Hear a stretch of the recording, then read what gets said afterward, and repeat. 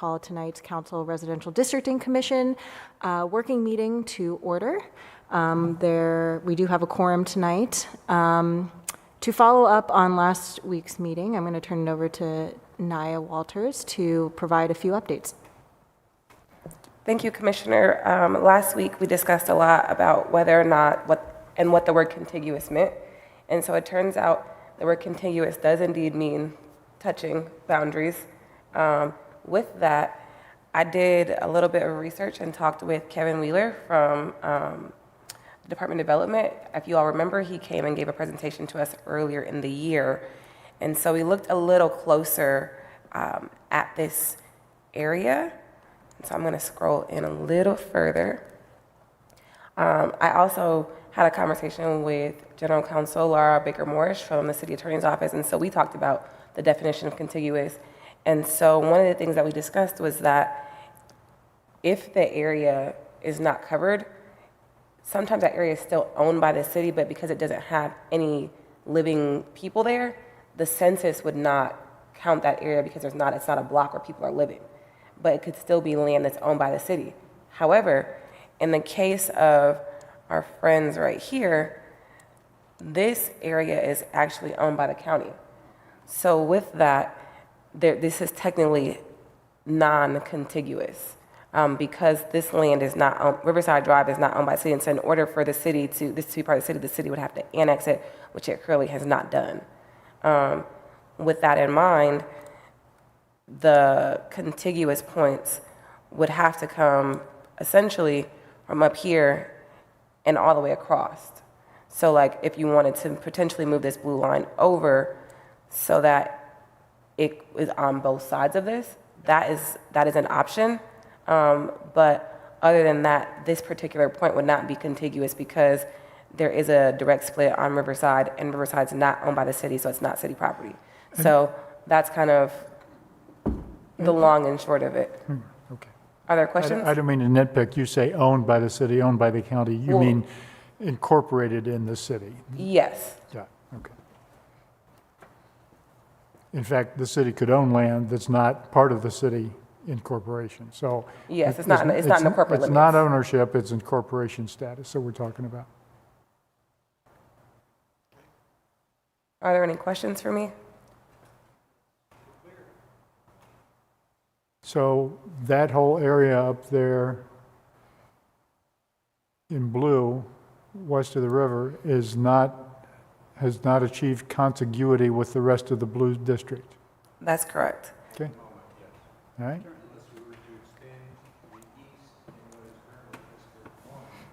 Yeah, so like if it was like this particular area, that could make it contiguous because it would be touching all of District 1.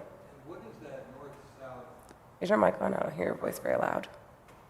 What is that north-south road that is Riverside just Drive. to the right of the river there? Is that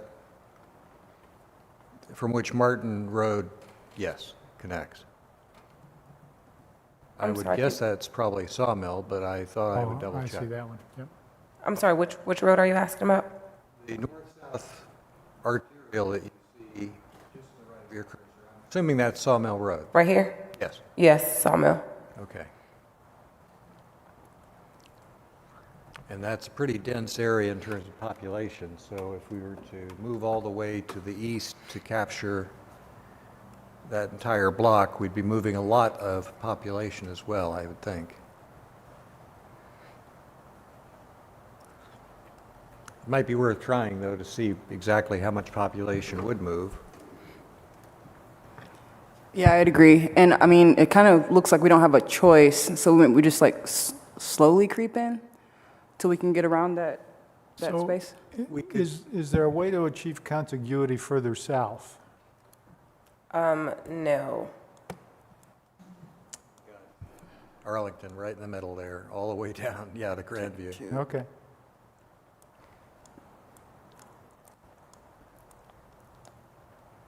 We could certainly not go as far to the east as Sawmill, but then we'd have to follow a very circuitous route for the boundary, which is something I think most of our residents prefer we not do. where people on one side of a side street are in one district versus the other, et cetera. So, Even though I know the population total is kind of not what we're shooting for at this moment because it's going to change, yep. but, Oh, I have updates on that as well. oh goodness. Great.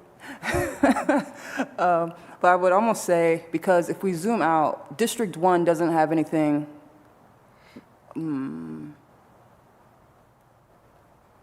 it almost has to be, and based on the numbers that we're at right now, District 2 has more people in it than District 1. So even though, but we'll have to shave it off the south, I guess. Once we figure out how to make it contiguous, then we have to shave District 2 again anyways on the other side. Yeah, the south or the east, yes. Can we, I don't know, not to step out of order, but can we get the population update then, before we Sure. do any more of this? Sure. So, so as you all know, the Census Bureau did a press conference last week on August 12th. I took the liberty of watching said press conference and trying to dig a little bit into the data. And so from what I can see, there's roughly 118,000 people more in Columbus than there was 10 years ago. So that leaves us at about 13,100-ish people that will be added to each district. I don't know where those population surges are. I did ask development if they had a map that could potentially show where the increases in population were, and they do not have something like that. We're not even sure that something like that exists, but I did ask about it because they typically have been dealing with that in terms of like the urban growth and planning and annexations, et cetera. It exists somewhere, I'm not sure who has it, because I've seen it in the news, where they're showing the city of Columbus with population changes in a gradient.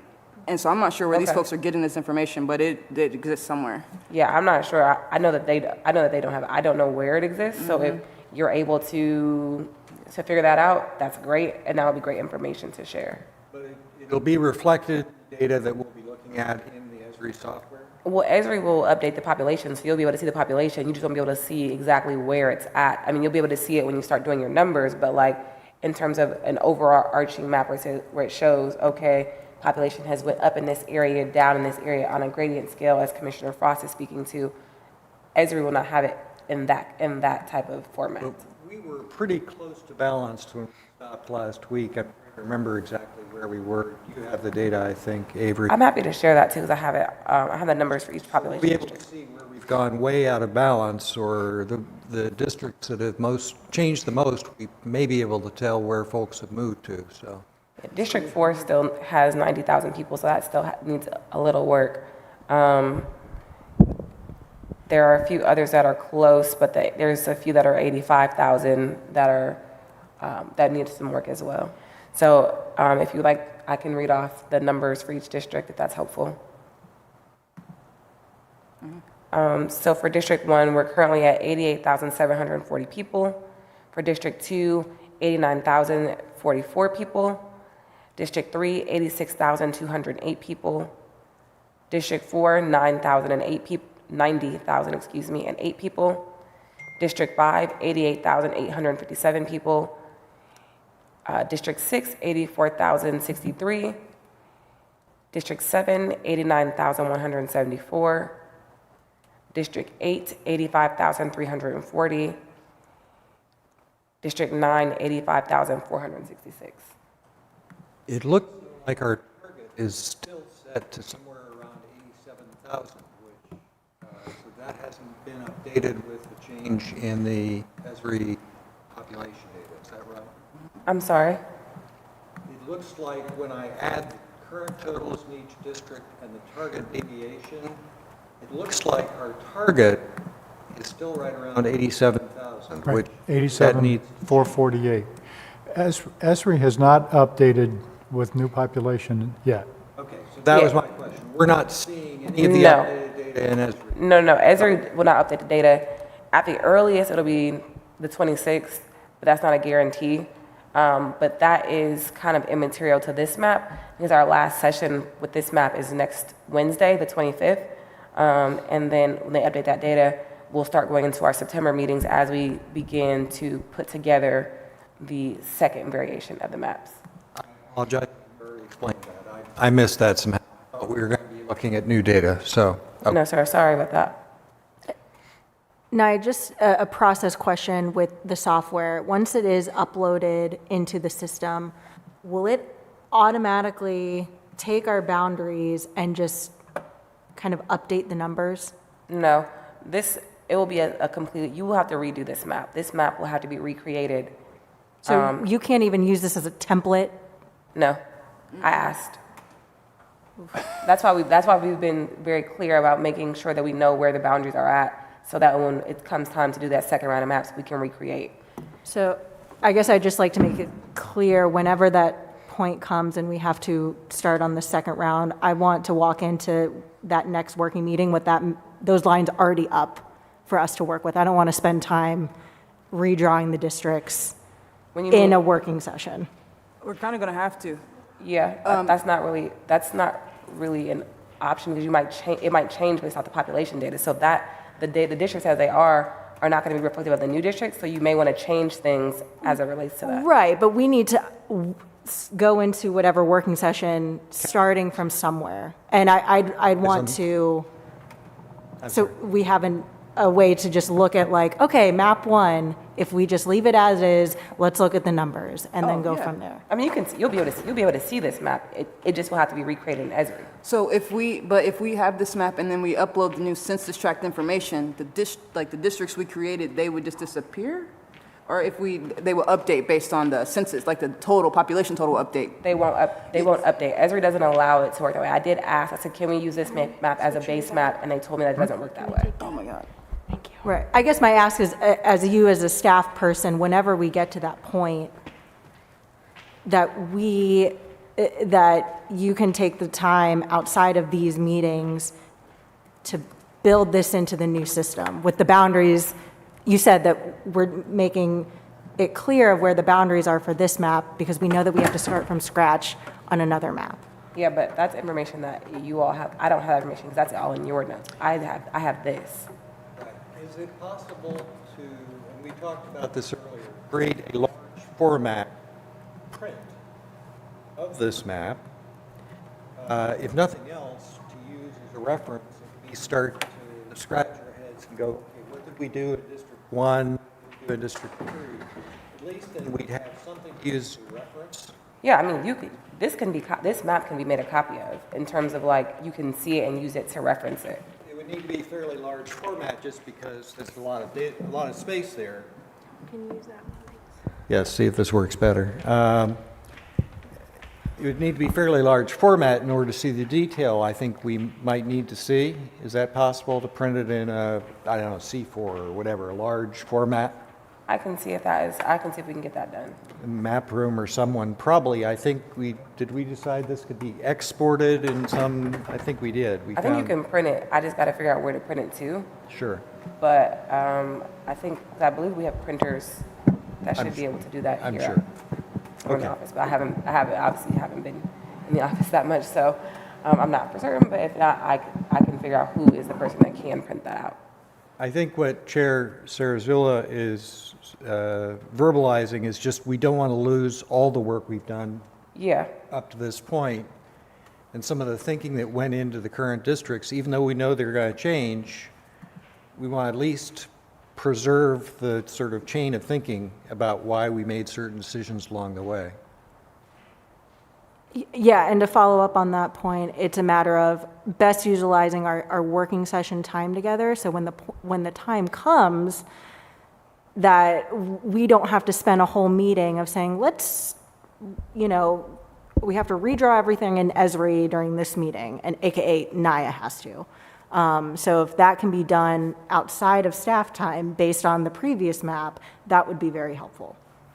I will look into what I can do with what we have. When the new data is updated into the software. Yeah, but either way, I'll still be starting from scratch. Right. And I apologize to the chair for mispronouncing her name. The chair forgives Commissioner Paul. Thank you. When I'm looking at this updated map, and I'll forward everybody the link to this dispatch article, but the way that the population has changed, like some of the stuff we're going to spend, unfortunately, some time like redoing this, unfortunately. Right. Because we don't have a choice, especially with the way that Center City has changed, but every part of town has changed substantially. Like, we are in for fun. We're in for some fun. At least you guys So- tell me what to do. You don't have to actually draw the map. That's fun. So the current map that we have, Yes. I don't think there's any point in trying to get the numbers closer to our target, given that the numbers are going to change anyway. To me, the only thing we should do with this map, which is going to be the map that we're going to deliver on September 1st for public comment, is to make sure it achieves contiguity where it needs to. And then honestly, I would think should go back and compare it to area commissions, planning districts, and in places where we have shaved some for a few people, just go back to the area commission planning districts lines and use those, because the numbers are going to change. So let me ask a question. I hear what you're saying about contiguity. However, if we're giving this to the public as something to look at, to get an idea, conceptualize what this could look like, I think it's important to have the numbers be close as possible to what it should be, because if not, it's not a true representation. So they're reacting to something that we know categorically is incorrect. Which is kind of what we're sending them.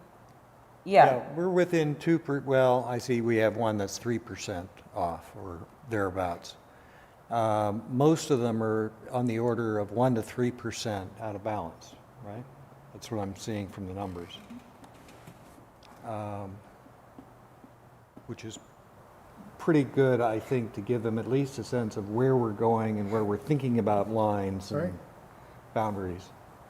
And in fact, I'm prepared to make those 4 and 5% if we can move back to an already perceived and agreed upon district boundary as opposed to someplace where we said, well, we got to get this number right, so let's take half of this neighborhood and throw it into Northland. Yeah. I mean, I clearly think we need to fix the contiguity issue, because that makes us look stupid. That's But other than that, I Unnegotiable. don't think to beat ourselves up over these numbers that we know are incorrect is just a fool's errand. Yeah, I have a secondary point, but I want to continue. By the way, I need to share with everybody, I had a phone call today from an old friend who said, I guess we haven't been paying close enough attention, but just wanted to weigh in on the issue of LGBTQ populations, and as she described them, neighborhoods.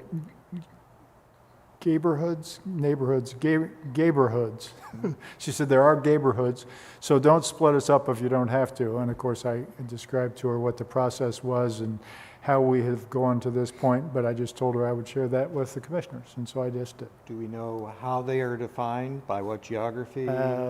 Anything that don't. would be a challenge then? We have to work from data. Right. We need data to even consider it, I think. And I don't know if you guys did this last week. I think one thing we haven't done is like looked at these districts through like a demographic lens of just looking at the breakdown. So that's something I'd like to do before we release this, so we are aware of, how these districts kind of shape out The demographically. populations from a demographic or the percentages, I think, are shown here. Right. Oh, yeah, but we don't have that. This is this is the white, non-Hispanic, Black, non-Hispanic, Hispanic, and Asian populations. And do we have that any place other than on that screen? This is all population data, so it's only in here. Right. So can we get that, a screenshot or something? Yeah, just a screenshot of that would be helpful. Okay. Seems my camera on my phone seems to be actually not terrible. Yeah.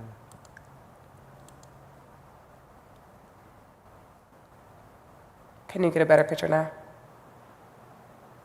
I'm not prepared to take a picture. I'm I know asking I know you. that I know that she was, so I was asking her. Yeah, you're going to get it from me. So white, black, Hispanic, Asian, is that correct? Yep. And then I'll scroll over for the remainder. Yeah, because I don't, yeah. Okay, hang on, I'm not quite organized. Okay.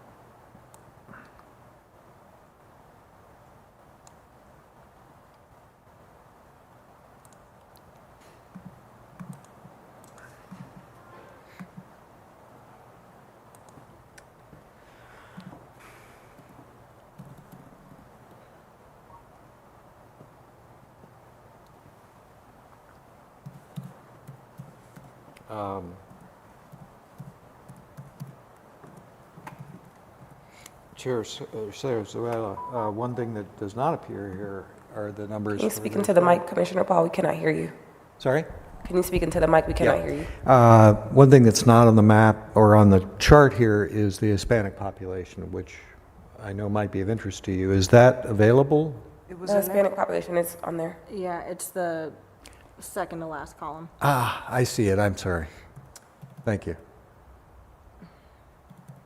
And yeah. Thank you. I'm sorry.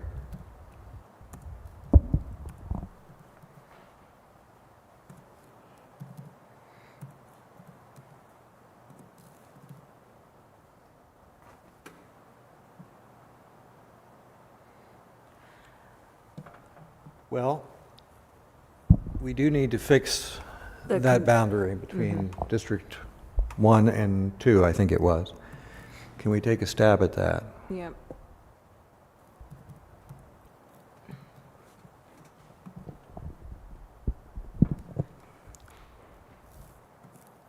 And my proposal to start is just to go ahead and select everything that is in District 1 west of Sawmill and just see how much the population changes, knowing it may be more than we can offset, but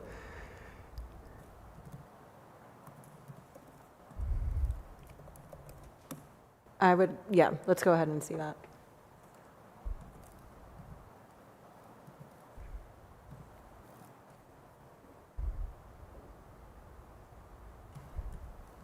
uh-oh.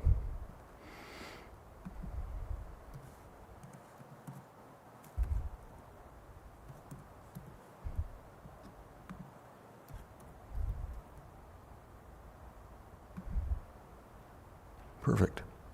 Nearly perfect.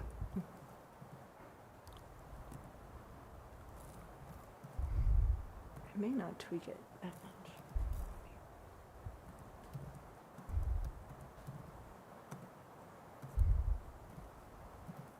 much. Oops.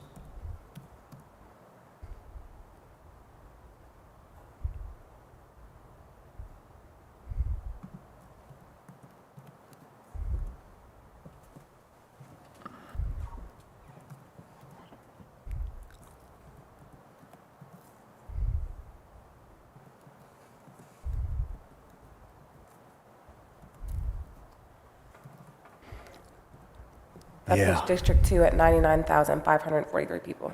Yep. So can we zoom out to sort of see the entirety now, District 2, and where we might look to offset that?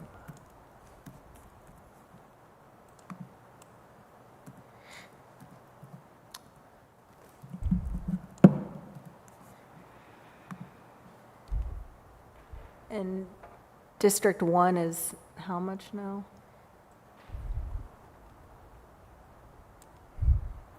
District 1 is 78,241. We've got to add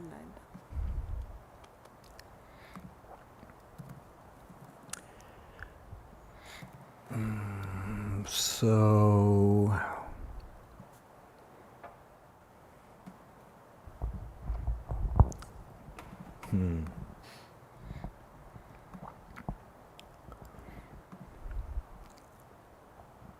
Could you zoom in to where the purple, blue, and brown kind of intersect? Right here? Yep. yep. It's where we assigned Clintonville to District 4, or portions of it. So is that a railroad track? At Indianola. Right there where it says District 2, is that a railroad track up and down there?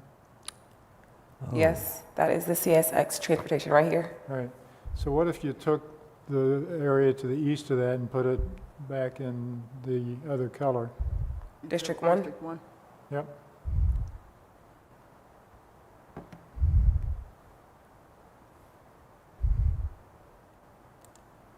And really to get at the population challenges that cross all the way over to this, I don't know what that is, into 9. That might be something we could look at. And let me ask, are you wanting everything down to go into District 1 or just, Well, I think you probably need to get the population numbers.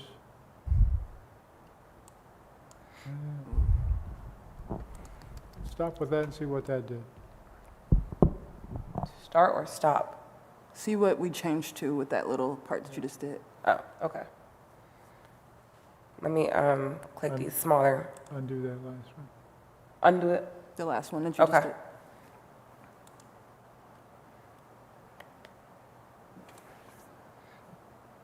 $80,765.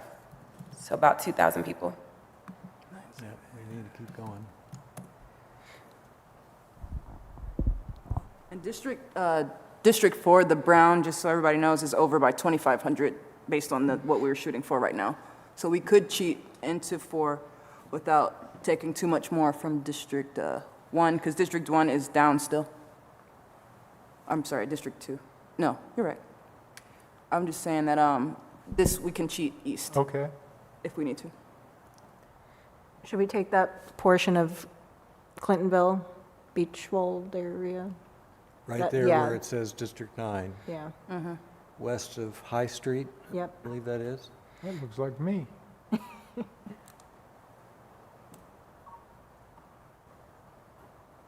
Yeah. I Didn't gotta like that. unlock District 1, sorry. Or District 4.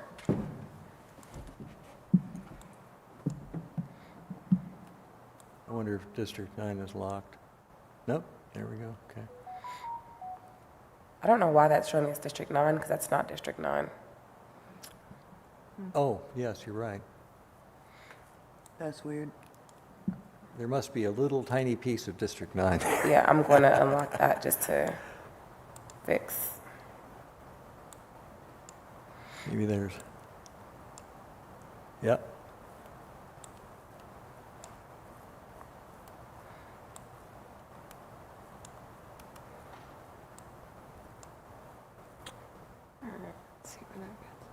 Keep going? And then that or- up in the top, the corner where 2, yeah, that.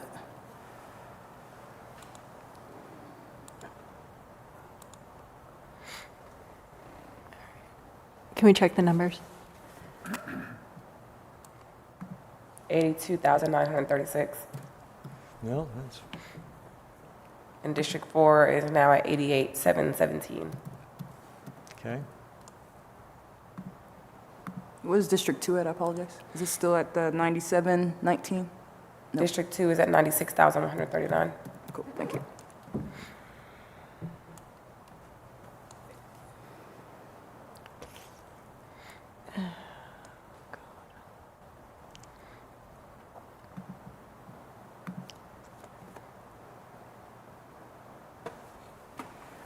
District 2 by the numbers is over by 8,600, almost 8,700 people. On the high side, District 1, on the low side is down 4,500 below the target. So for District 1, if we could scroll up a little bit, we're going to have to pull, it looks like, from District 4. Yep.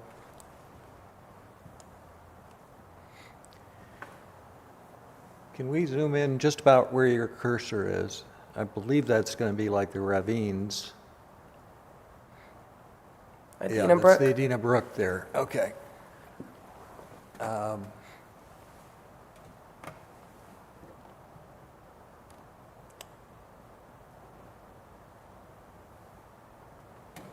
It looks like there's a natural communities line. I can't tell what that is. Where number 4 is at Clintonville and then something below it. Yes, that's Clintonville. No, this is Clintonville right here, I think. Okay, so what is that number? That one, yeah.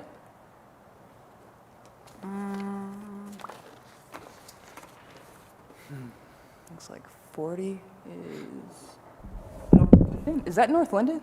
No, that's not all North Linden. I gotta look at the map. I can't remember off the top of my head.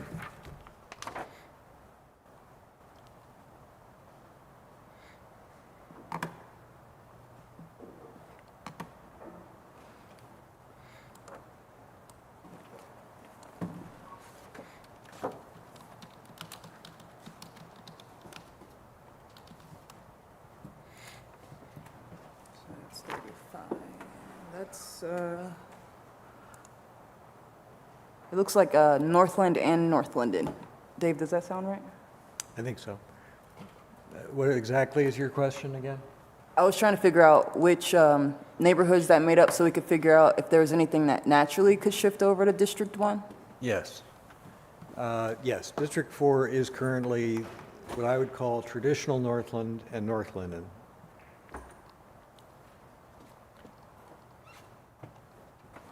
What if either the area that's aligned with a 270 falls into District 1?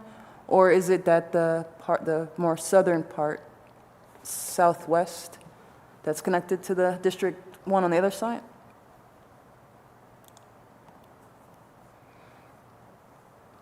They both look kind of dense. I'm not as familiar with the neighborhoods.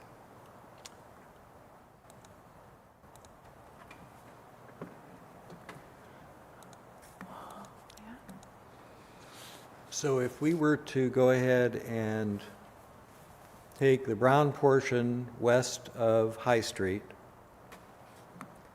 and assign it to, or wait a minute, is that west of High or west of the tracks? Can we zoom in on the brown rectangle? That'd be west of the tracks. Yeah, I think you're right. Yes, that's Indianola, and the tracks run along there. Okay, so if we were to take that rectangle to the west of Indianola and add it to District 1, Yeah, that part, that like U part that is following the track. well, I'm just thinking at this point To the left. to the left of The blue west line. of the, Yeah, so that's like central Clintonville. So Yep. that rectangle. yep, just to see where we end up. All of this? I would say just as a test, yes, let's go ahead and add all that to District 1. It feels icky, but.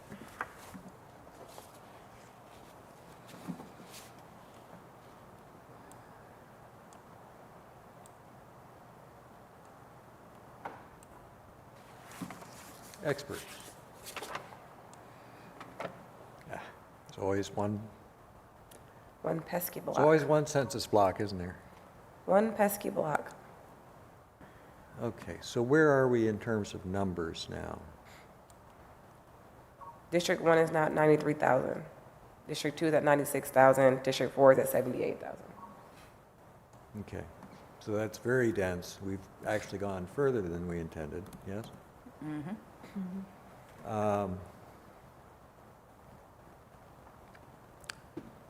The blue is District 2, is that right? Which blue? The blue is District 2, The darker blue. The darker blue or the lighter Yeah. blue? The darker blue is District 2, that's correct. and it's over now? It's over Or, substantially. I think it's like 6,000. Yeah. 96, or I'm sorry, excuse me, 9,000. okay. 96,139.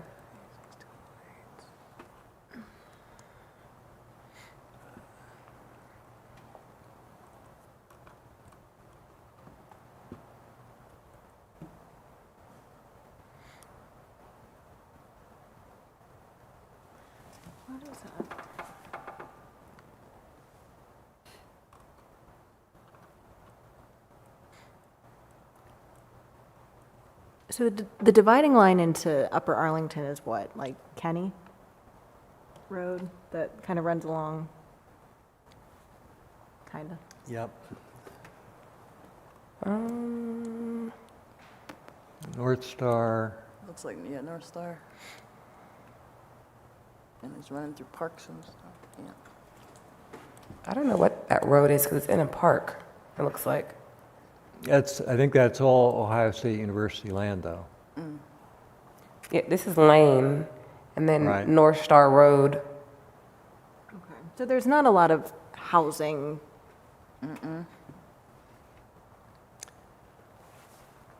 Because all of this However- is the Waterman Main Dairy Barn, the Edison Joining Technology Center. Does the Esri data not include students at OSU? It does. It does. And Okay, it's not in that particular section, but it is. If In- they did their census data for school. and- Yeah. It just depends because some people felt their census data 2020 from is home, they likely would to be an maintain their voting aberration. records at home. I'm sorry, crossed. 2020 is likely to be an aberration because they weren't there for the census. They got That's sent true, home. too. That's a good point. Oh, man. So right now, did we split Ohio State then? Ohio's, like the campus itself is, I know they have their West Campus, which is like the Lane Avenue. So- Yes, It 'cause is. Ohio Stadium is in District 9 currently. So, okay. And then, Oh, wow. That kind of helps our one challenge. Like, if all of the university was in the same district, that kind of helps because District 9 is under and 2 is way over. So if that part of campus cheated into District 9, that actually helps us in that particular instance, depending on where we put it, where we cut it. Oh, what is that? What is that? Was that Lane that we said? Yeah, this is Lane. Oh, no, I'm sorry, further north then.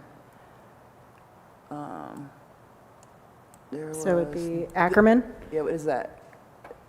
What is what? At the top of District 9, what is that road that's going east to west? Oh, North that Broadway? is North Broadway.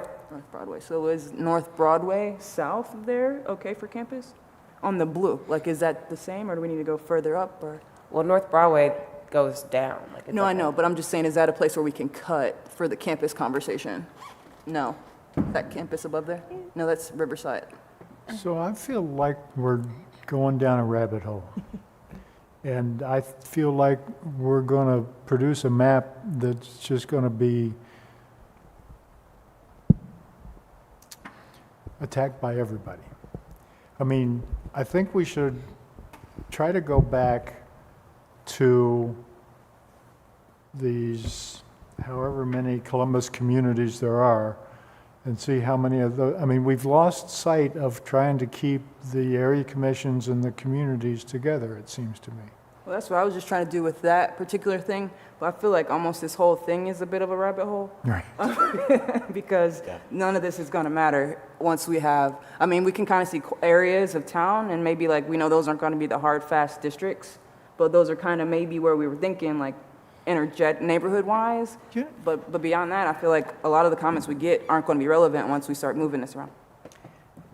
shall we look at our deviation again from our target, just to see how far off we are? And you're saying you would like to at least stop here, if not backtrack a little bit. I'd like to go all the way back to the beginning, and what I did the first time we started on this was I put together a spreadsheet that kept virtually every one of these, how many are there, 40 Columbus communities together. Didn't split any of them, except I think the one that did get split was Northland, because Northland had to bring that far east in. Yeah. And just try to do a map like that and see what it looks like.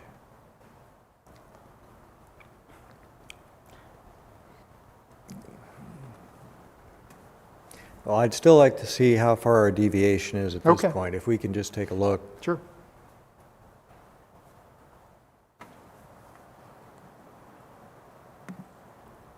Okay, so in one case, I see we're off about 10%. That's District 4. A little more than 10%. And also District 2.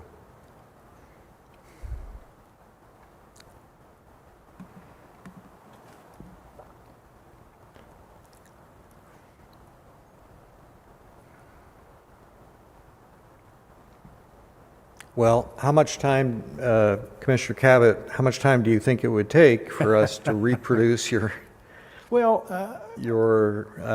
again, I've said from the beginning, if we could have had the keys to the car and we could have played with maps ourselves, I don't understand. I mean, the state of Ohio, the Ohio League of Women Voters has got a map-making contest. They're throwing it all open to anybody and everybody to make a map to do legislative districts. Why couldn't we have done something like that? I don't know. Yeah. I suppose because we're using ESRI and that doesn't give us that capability.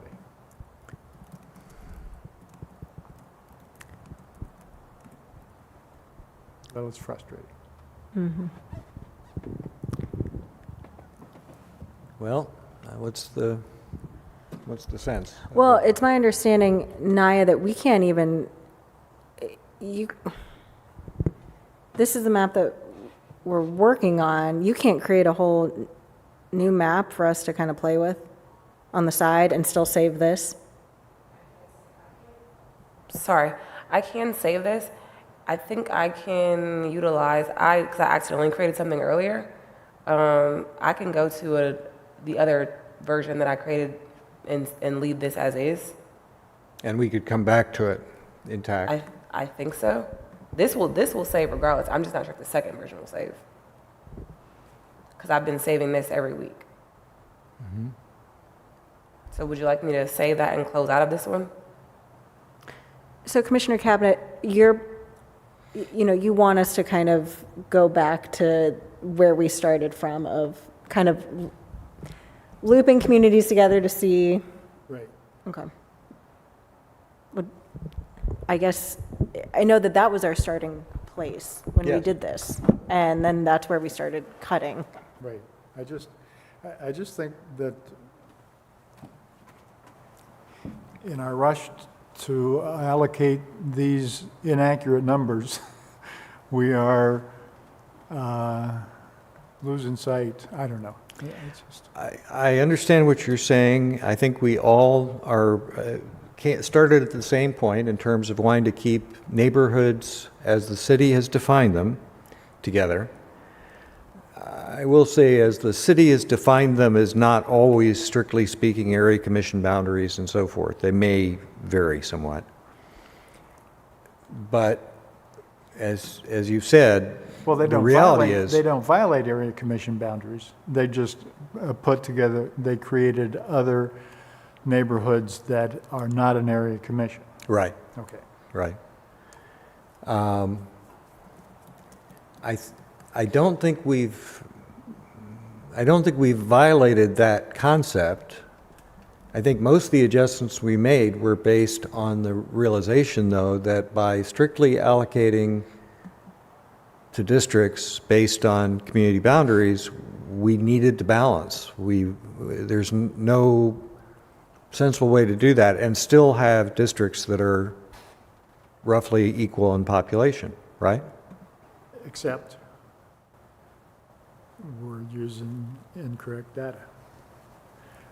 I just fear that we're going to have the people who sit in these seats normally every Monday, when we put out a map, they're just going to come down on our heads, and I think it's for nothing because we're using bad data. But we don't really have any other choice. Well, we do have a choice of saying, look, we know we don't have accurate data, so of the many things that we could ignore, we have chosen to ignore the 1% rule in our first map. This is a map that keeps area commissions and neighborhoods intact. It is widely out of balance for the 1% rule, but we don't have the numbers to balance to that 1% rule anyway. So here's what it looks like if we kept all the area commissions, all the neighborhoods as intact as we could. And give us your reaction to it. And oh, by the way, on August 26th or sometime, ESRI is going to get that data plugged into their system. We can then recreate this map with those numbers, and we'll see how far out of balance we are.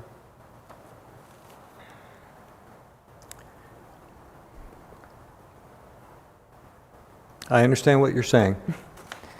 I'm wondering if we can do the same thing based on what we have now. Okay. I'm willing to try.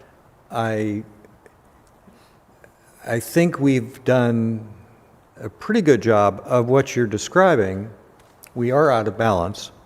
I So- agree we shouldn't fight the numbers to death.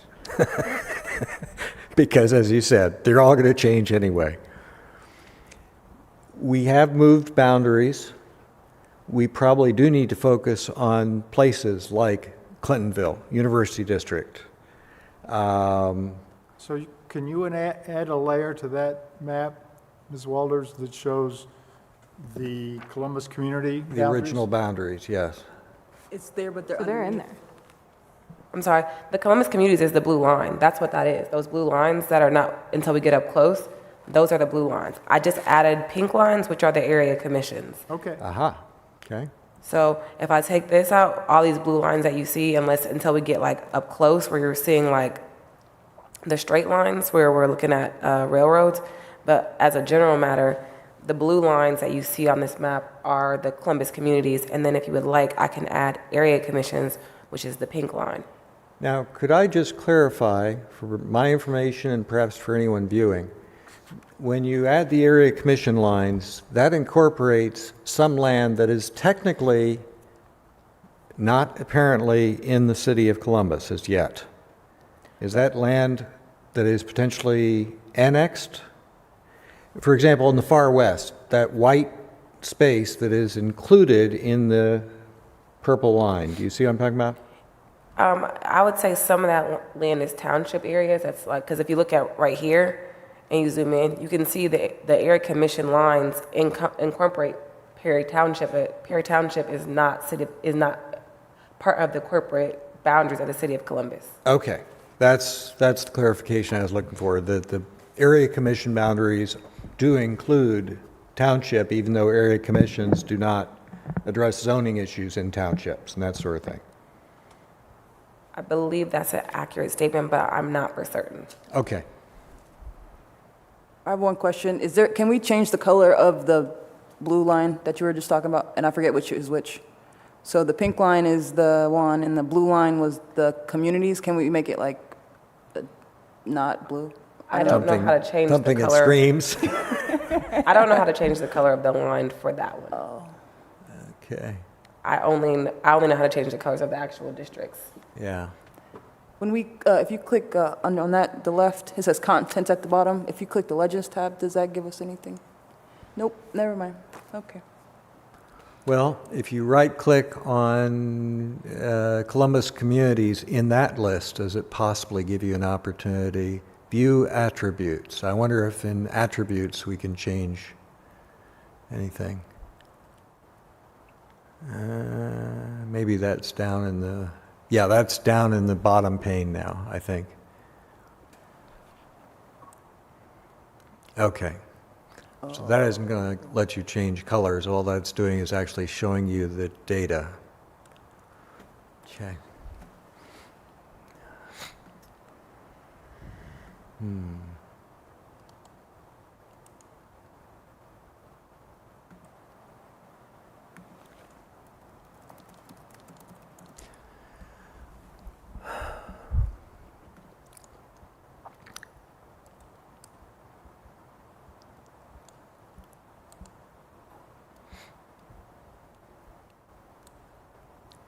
I will say this, it's hard to see with the blue line, especially where it's overlaid with blue, but I don't see a lot of places where we've deviated that far from the community outlines as we can see them at the moment. Good. I can't see a thing. Here are the area commission lines. I got rid of the Columbus Communities line so you can see specifically area commissions. So it's just the pink lines right now. Okay, so just for example, let's focus in on the Clintonville Area Commission and see how intact it is. Yeah. And we kind of butchered it. Now, if you read the Murphy-Epson report, the majority of people who responded to that report are from the Clintonville Area Commission. Yep. These people are going to be down on our heads if the Clintonville Area Commission is not an intact district of the Council Residential District and Commission. I'm just saying. Okay.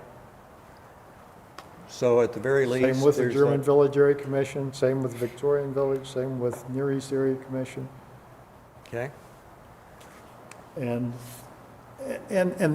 we're not, and we're trying to do that. That's what we as a group want to do. Yes. And we've been driven down this rabbit hole of violating that principle by these damn numbers that aren't any good anyway. A foolish consistency is a hobgoblin of little minds. You heard it here first. I was told that long ago. I'm just saying that if we're going to split the Clintonville Area Commission, we may as well just light a fuse to this map. I mean, I feel like no matter how we do it, there's going to be some area of town that's not going to be happy. And so, yes, 300 people from Clintonville responded to this, which is great. It looks like the most populated, but there's like 500 people who said they didn't even know what commission they live in. Right. So Well, but again, I think my sense and I don't want to speak for anybody else but myself, I won't. My sense is this is an impossible task that we've agreed to try to do, and to do it in the best way, from my perspective, we need to do the most we can to keep intact, already identifiable, and in most cases, self-defined, not the city imposing it, but Right. self-defined neighborhoods of this community together. I mean, when I was the treasurer of the Ohio Fair Districts campaign, I said, we shouldn't be gerrymandering in Ohio. We should be keeping cities together and counties together, and we should be keeping neighborhoods together. That's what we should be trying to do.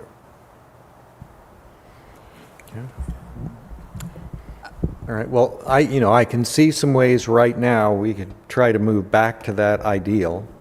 Clearly right there and, at the bottom of,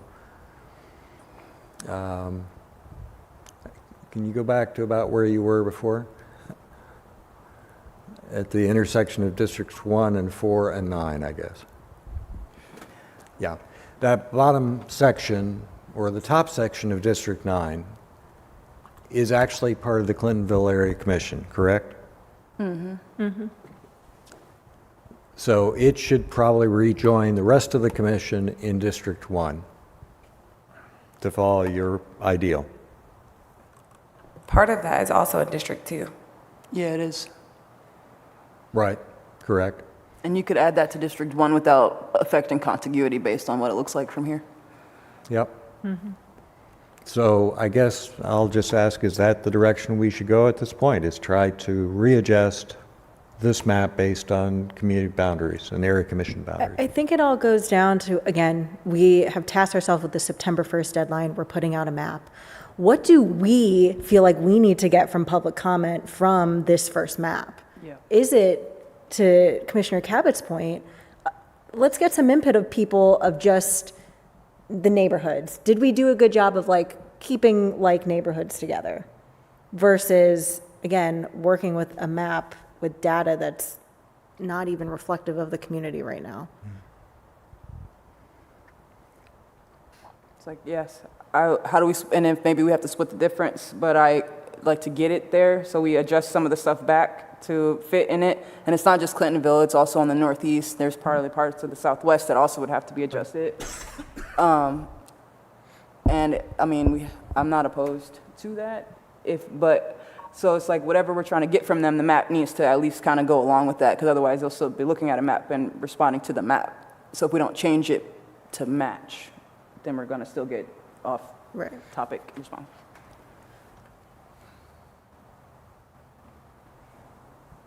Naya, could you please remind me the reason why the September 1st date? The reason for that September 1st date is because the maps have to be out for 30 days each time and go out for public comment review. We were not expecting the census data to be here, and we still don't have an exact date of when it will be here. The point of this map is to give the community something to reflect to and have an idea of what the map could look like, which is partially why I suggested that it might be important to look at the numbers, because if the communities are not going, if we're putting communities together and the communities are not going to be together long term, it can create a false hope that this is what it's going to look like, when in reality, it's not possible for it to look that way. So the point of the September 1st maps is to give them something to react to until we get accurate data from the census, because even when we get the census data, it has taken us several weeks to get to this map, and we're still very much unsure of how we want to put things together. So it's going to take an additional number of weeks to put together that second map. That's kind of the gist of it, just to continue to have the public input, because I don't think people are going to be as engaged in this process until they see a map. And that could bring good engagement or negative engagement, but it's still engagement nonetheless.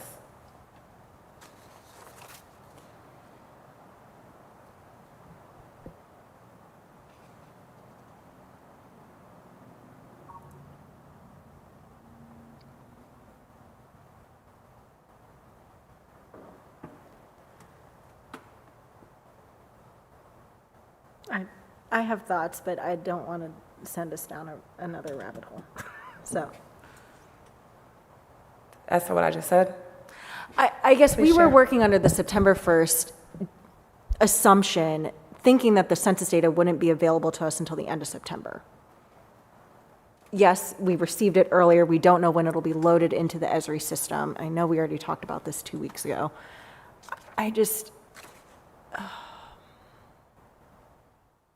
I'm struggling with, I get the point of putting out a first map for reflection. I think that it's a smart idea for us, but I'm wondering, if we do receive the data by the 26th, I know that's not a guaranteed, do we push back that deadline, maybe additional 2 weeks and put our first map out the middle of September that does have accurate data? I guess the question is, do you think that within a 2-week period, you'll be able to come up with a new map with those data, with 9 districts that you're comfortable putting out? Not in a weekly clip like we've been, like 2 hours a week, but I personally I feel like I would make time to do it more correct in that 2-week period than to give out false information. It's kind of how I feel. That's how I personally feel as well. Good. I think we have a consensus here. It feels like. I'm fine with missing the September 1st deadline. And then meeting in a larger time span, or more than once a week? Are Right. you Sure. able to do that? Yeah. With the goal to put out one map in September for public reflection. And the 30 days, the charter says our maps, we have to put out 3 maps, and they have to be out there for 30 days, and then council chooses one of the 3. Right, so that I also want to give the caveat as when you create this map, you're not just going to be creating one map, you'll be creating 3 maps in that 2-week period, and that's not a guarantee that we'll have the data either. So I don't know that you will have the data to do the maps even on the 26th, so I can't give any guarantees. The only thing I can guarantee is that it's coming. I don't know when though. Which is why when we talked about it a couple of weeks ago, Well, it's everyone, out. Esri's just got to load it. well, yeah, but I don't know how long it takes him to load it in there, and that's out of my control. Right. So that's why And- when we but- talked about it But last week, ultimately, we can fire Esri and hire somebody else. I don't think that's an option either.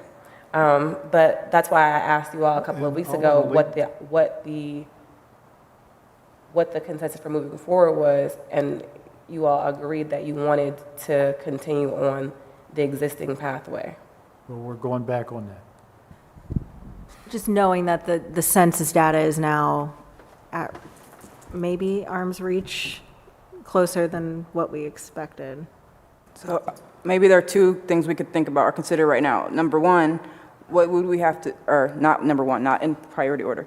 What do we have to do to make this map okay for us to disseminate if we don't get this data in this time period that we're talking about? Number one. And number two, could we do that, if we do get the data by August 26th, could we do the maps? Understand, I mean, we kind of know at least now what our methodology was. When we first started this, we had no idea. We were just like clicking stuff. And so now we should be able to theoretically, with correct information, redraw quicker. Theoretically. We still never came to how we're going to do 3 maps from 1. So that's always going to be a thing. But like, I think that we can make it happen in 2 weeks. But also, just in case something happens over the next 6 days, before next Wednesday, if we're like, oh, we're not going to have this information tomorrow, can we give this out on September 1st? And what would we need to do to make that happen? I just want to point out that there's additional planning that goes into the entirety of this process of getting the maps out, getting a press conference, getting all of that prepared to do. So it's not necessarily a drop of the hat type of thing that can be done. There has to be planning that goes into it. And so I just want to be mindful of not only your time, but the other people whose time who goes into making this happen. And with that, just, keep that in mind, is that like, I can't make it happen overnight. Yes. Right. We know it's a mechanism. Right. But I think that, especially given that this thing is changing, and like the whole of it has changed since the ordinance is passed multiple times, that there is all sorts of reason why this timeline could shift. This is where I'm coming from. Lucy? I just want to add, as a staff member for this, some of the deadlines that we have to hit to have a public meeting is we have to have it in the city bulletin for at least 1 week. The recommended is 2 weeks. So already in our system, which we can resend, we have a public notice that will go out this weekend about the September 1st event. So just want to give you heads up, we at least need to have it in the Saturday before. So technically, if we waited to decide until next Wednesday, we could get that done. And then the other thing is just, like we've booked everything that's needed, but I do want to be upfront that we can change things. Like, it's not the biggest thing, but I also want to make sure y'all know too, and again, like, the reason that the schedule was kind of put out the way it was is because we wanted to the council members did want to make sure the community was able to see these maps multiple times. And the way that Naya and I put together the schedule is to make certain that did happen multiple times, give or take a week. But I just want to reiterate that we did not know that the census data was going to be coming out so early. So I hear your frustration. I'm sitting over there frustrated. I just want to make sure y'all know that, like, we definitely had these conversations. But I very much appreciate the conversation you're having. Thanks. Thank you. Thank you, Lucy. Oh, God. I guess I feel like we are in a weird place in our timeline. We can either wait a little bit longer and put out a map that is a better product. I'm not, it's going to be a flawed product no matter what we come up with. I'm not sure. Everything's in motion for September 1. I'm okay with trying to meet September 1. I just don't want to meet September 1 with the expectation that the differences are going to be 1%. And I'd like to meet September 1 with as many areas intact as I can. Naya, if we're to put out the old map, or old number map on September 1st, knowing that the data is not accurate, that's still going to be one of the maps that we submit to council, even if it doesn't adhere? No. Okay. So let me just clarify that if you all do decide that you want to go forward with putting this map out, the communication will be very clear that due to a delay in census data, this map contains 2010 census data. The second version of maps that are released will have updated 2020 data based on what we have then received. And so that'll be very clear, expressed to the public, so they're not thinking that it's something that it's not. But with the maps that you submit to council, it'll be one of the three. So like you'll do this map, because I know we discussed doing one map this time, if you decide to continue forward with that. Then the second set of maps will be 3 maps. You'll get the public comment review on that. And then the third set of maps is the final set of maps that goes to the public for public comment review. Granted, I think it's important to note that third set of maps that goes out will not be any changes made to it after. I mean, we're asking public comment review to get public input, but there won't be any changes able to be made, because if we make changes, then that kicks in the 30-day period for public comment review periods. So really, it's only 2 sets or 2 bites at the apple for that 2020 data. And then out of those maps, the last 3, I would assume, would be the one where you would choose ones you have that incorporated that data points from the community in terms of their public comment into that third set. And then you all as a commission will vote on those maps, and from those maps, council will pick one of those. Or you will vote to send those maps to council, and then council will pick one of those maps. Does that make sense? And just to clarify, the charter requires that all 3 of the maps we submit to council individually meet the requirement that there be no variation above 1% between districts. Is that correct? That is correct. All 3 maps that you produce have to meet all of the charter requirements. Based on 2020 data? Yes, because it'll be available. Yeah. Okay. All right. I mean, so knowing that, I maybe to Commissioner Caput's point, we need to continue as is with. Well, we've been going down this road for a while, based upon assumptions and decisions that we've made before. Our chairman's not here it would be like a mutiny if we were to decide to abandon September 1st and do something entirely different. So I don't want to be part of a mutiny. I suppose we should buckle down and make this map as good as we can for September 1.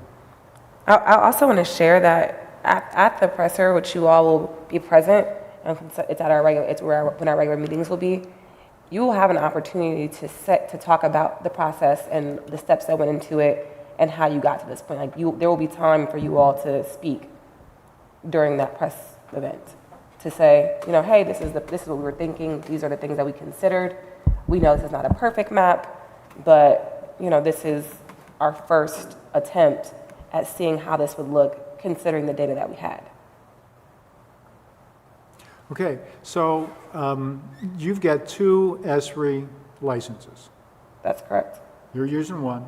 Yeah, that's correct. Who's using the other one? Melissa from DOT. What's she doing with it? She's going to help me, or she helps me with ESRI. She is the analyst. Huh? She is the analyst with Yeah, she's the one Department that came in and gave the Technology. presentation. I understand. I'm just saying, I'd like to have one. How much are they? They're roughly $5,000 a piece.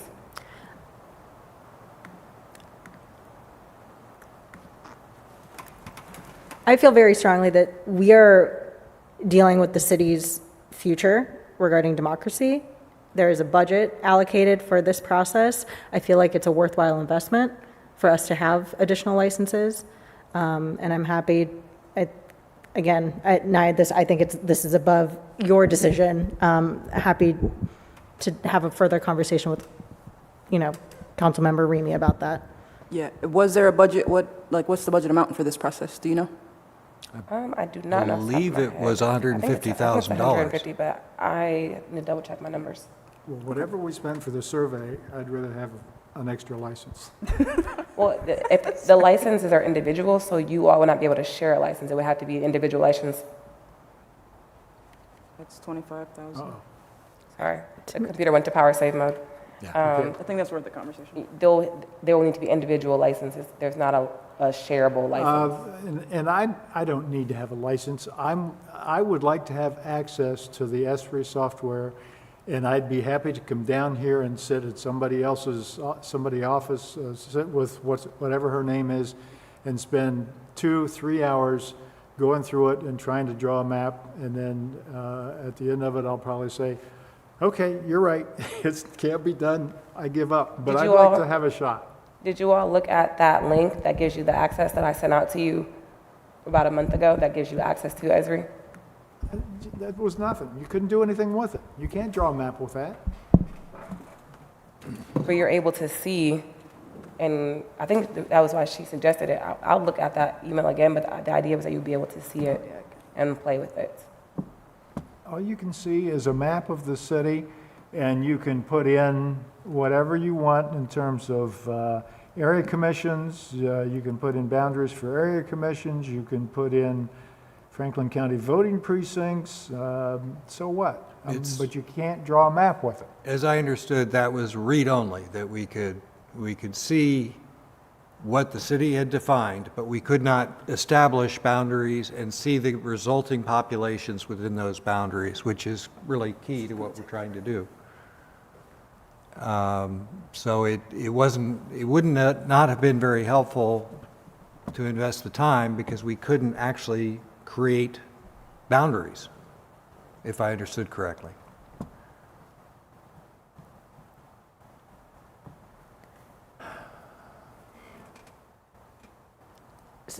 So just calling out, we have about 45 minutes left in this meeting. I think that this is a conversation that can continue to happen offline with Chair Moore. I do think that we should try to finesse this map as much as we can, knowing that next week is our last chance to make edits to it before September 1st. So we have addressed the contiguous issue with District 2. The issue now is the population numbers are a little out of whack with District 4 and District 2 and District 1.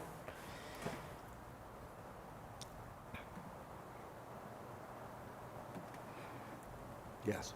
Yeah, I mean, I know we're not shooting for the number, but none of them are under 1,000 off. Like, I have District 3 is under 1,200 off, whereas District 2 is 8,600 over. So if we're maybe trying to shoot to keep these communities together and maybe have some more consistency within the numbers, we do have some work to do. Mm-hmm. So where do we start? Do we start with Clintonville? Because we already talked about it. It's as good a place as any. Right. Let's just get at it. So yes, can we zoom in on Clintonville, particularly the southern boundary with University District? Yeah, in this area.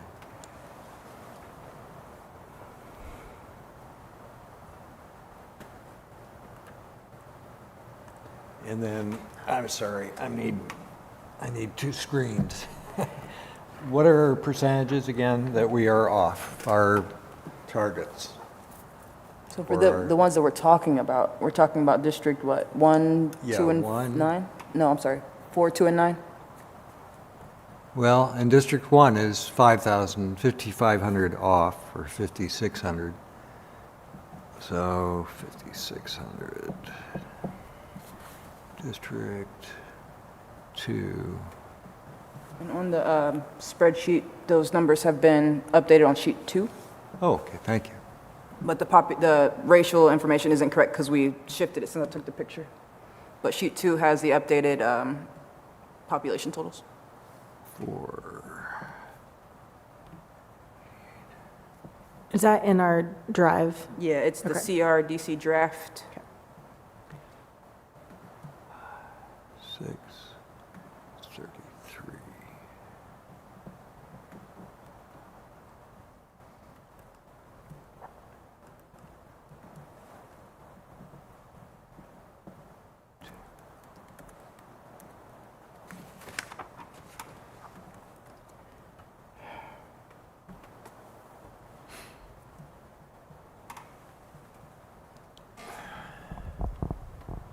Can you show me District 6 again, just so I understand? That's one also that needs, I want to know if that's going to play any role in adjusting any other district, or if not. Okay. Really, let's see, of the others, So that's 5 over here, 8 and 7 are the ones that Yeah. are touching it? They're all over. Well, 8 needs some. This one, the yellow gold one, Eight's almost on, unless I've got a old sheet here. then on the second sheet of that, it looks like 8, District 8 is under by 2,100 Oh, well, I'm on the wrong page then. at the bottom. Yeah, just click sheet 2. Got it.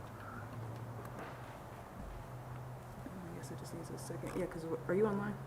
Yeah. It's not updated. I've been in there. Oh, because it's just CRDC draft. So when you click shared with you, oh, that one. Got it.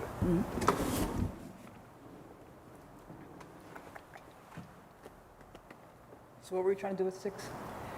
well, I was just trying to see what role, if any, District 6 might have in adjusting populations of Districts 1, 2, or 4. It doesn't have any. The only connection it really has, I mean, it has lots of connections, but not to any of those 3. If we are still trying to change the population in District 9, then it might play a role, but not So- 1, 2, or 4. So the map we have now, the biggest, the district that's out of balance the most is District 6, and it needs 3,300, is that correct? Districts 2 and 4. Yes, or 86 and 88, or 87 and 88. Well, I still don't have the most up to date. Oh, so now it's sheet 2. Got it. Because, I mean, if we could just flip-flop that difference from 2 to 4. Yeah. That would be exactly what we needed to do for that part. But. And District 1 is still way off too, at 5,600. District 2 and 4 don't even touch each other. And so I would imagine, well, what just happened was when we had to make them contiguous, we did that shift, Yes. where District 1 came over, but District 2 is still well over. Why? That was it, yeah, because when we cheated over the river, we gave it all that population, which pushed District 2 way over. Yep. And then District 1, when we started cheating out of District 4, is that what happened? Yes, Yeah, okay. I would buy that. And then Clintonville, what's the population of Clintonville? Because if it could just flip into one or the other as a whole, that would help. Clintonville has oh, never mind. Clintonville's population is 28,000. Yeah. That doesn't very help dense. anything. Clintonville would have to be split in the way this is going. So just looking at this, again, I'm not good on the colors, but what is on this map, Hayden Run, we have pushed down, and you could make a case for just taking Hayden Run and putting it with the far northwest, in the northwest. Is it touching? Yeah, it is. Yeah, I mean, that's how we made it. But then far northwest would need to, the District 1 would be way over then, if I understand what you're That's true. proposing. But Hayden Run has about 13,000.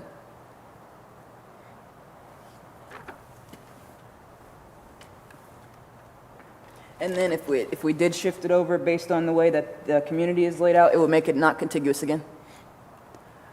Because Hayden Run is what connects District 2 right now.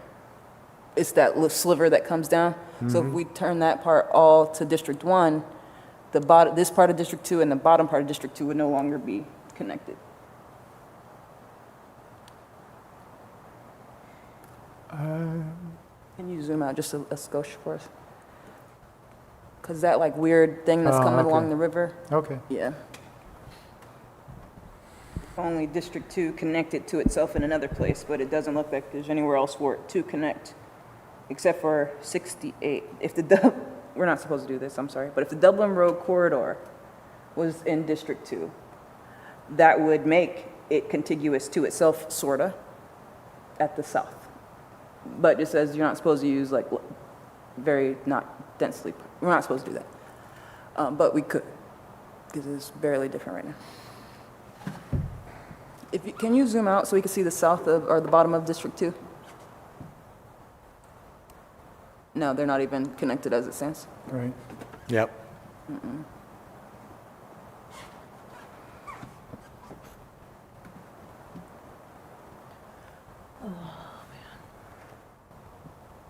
But I don't, but I don't know that from a standpoint of logic and community, it makes sense to take everything around Upper Arlington and say it's part of the same community. I would agree with that 125%. I think That's not part of the same community. this whole district is I out of mean, whack. that blue part that's on the right is much more a part of the lighter blue, whatever color it is beside it, than it is those people way across Upper Arlington on the west side of town. That's true. So if that part that was on that side of the river, on the east side of the river, the north part went to District 1 and the south part went to District 9? Because I wouldn't say that they could all go together based on the population density. And we'd have to get in a cutting District 9 again.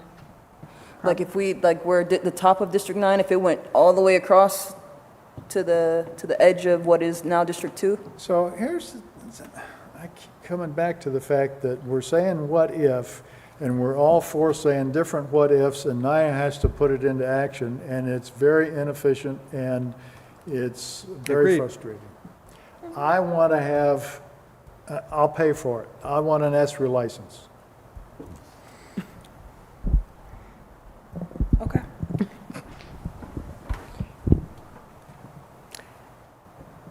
And I mean, I agree. I'm not volunteering to pay for it. But I absolutely agree that if, I think all of us, I can't speak for all of us, but I know that many of us, anyway, several of us, how's that? Because there are only 5 of us. I think I can certainly speak also for Chair Moore, maybe, would be willing to spend some of our evening time, just downtime, just doing what-if analysis. I would love to do that. It just hasn't been an option, and we understand the position you're in as well, Ms. Walters, but it makes it very awkward to make these proposals and know that we're not even going to be able to test the hypotheses until we sit down in a meeting. It's going to be a A long fall. drudge. Yeah. Yeah, it's going to be a long fall. It would certainly be much easier if we could invest some time in just doing some what-if analysis.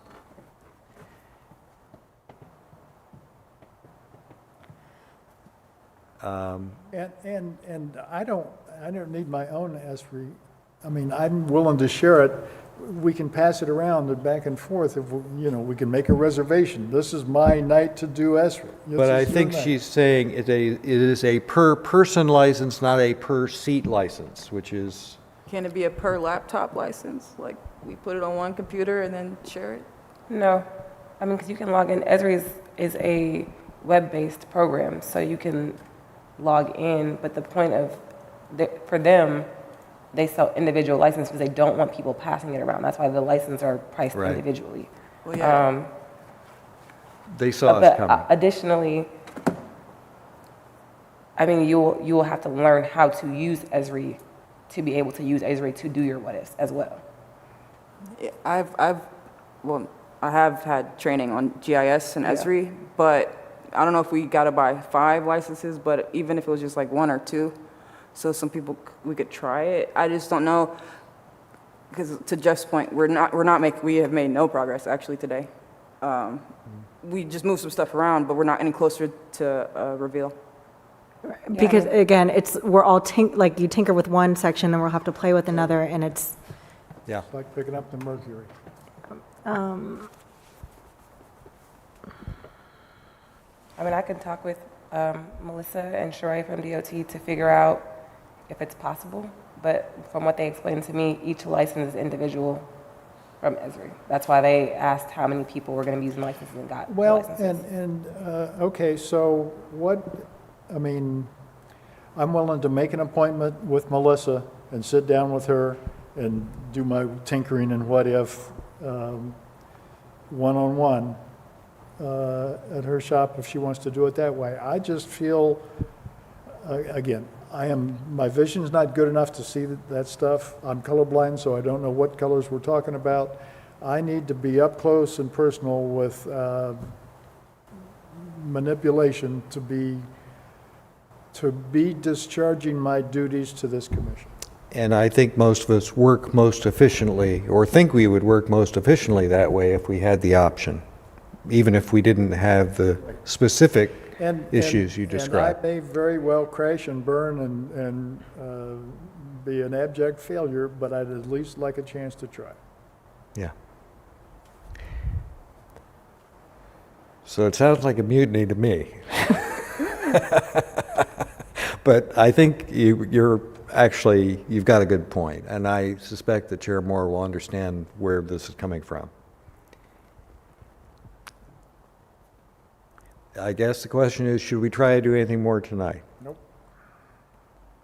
I think we need to document the thought you just had about the Hayden Run area perhaps joining what is currently District 1,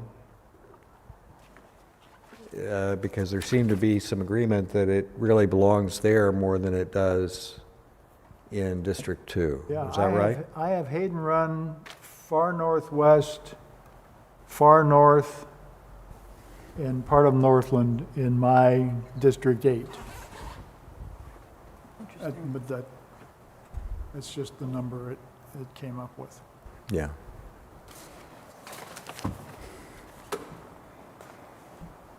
So, is this where we stop for the evening? Well, do we want to just go ahead and, I guess, again, the numbers are off regardless. So, can you save that and start a new one altogether? Just humor me.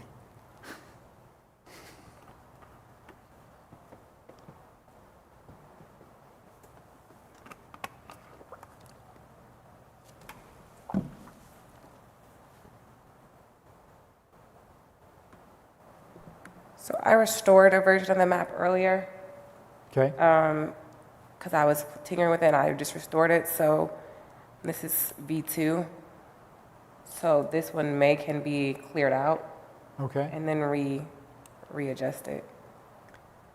So this is probably as close as we could get to what Commissioner Cabot was saying about Okay. just the original boundaries of communities, is that right?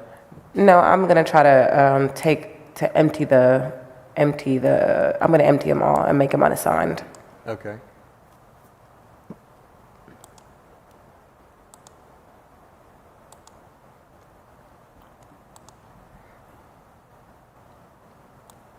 Don't try this at home, kids. We're locked, yeah.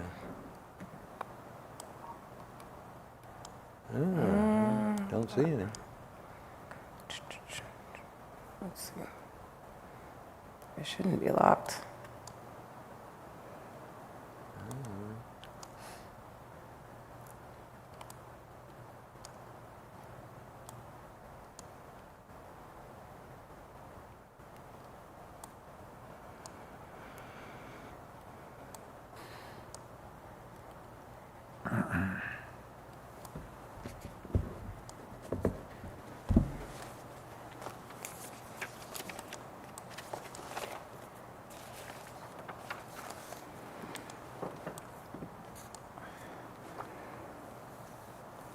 So I know before we first jumped into this mapping, when we had the community's population totals, on one of the tabs, Malik had kind of spec'd out how he saw some of the communities being bunched. I did the same, and I know Jeff had done the same. Had you guys done similar? I'd done it kind of like scribbling Yeah. on this map. So I'm more- we can go through it kind of fast ways.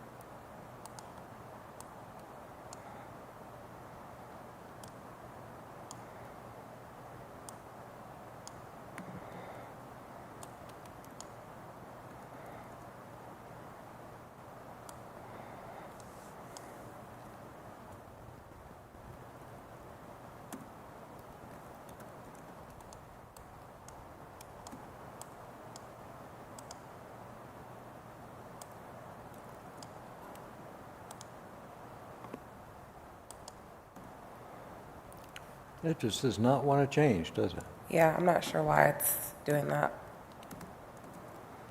But this is overall the map that you have now. So what is that? Everything is unassigned. So you start from scratch essentially. this is your The Columbus blank map. communities, the blue lines, represent Columbus communities, which is where you started at. Okay, so I think the hardest area perhaps is the Rocky Fork Black Lick area. It's an orphan out there, and then, so put it in.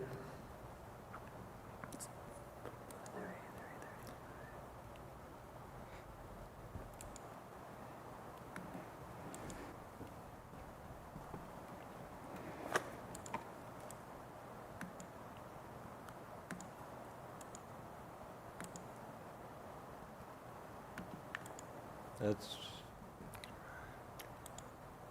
you're talking about far to the east, northeast? Well, Oh, he said- we can start there too. It doesn't Oh, matter. sorry. I was trying to look for which one is it because it doesn't show me on here until I click on it. So I'm just trying to figure out which one is which. That's to the east of Northland, It's, outside I-270. yeah, that one. Right there. That's that one. Okay. So that's Rocky Fork Black Lick, should have 32,084 people. So you wanted to just assign that to a district? District 1, Okay. Can it be District 2 since that District 1 piece is not, okay? District 2.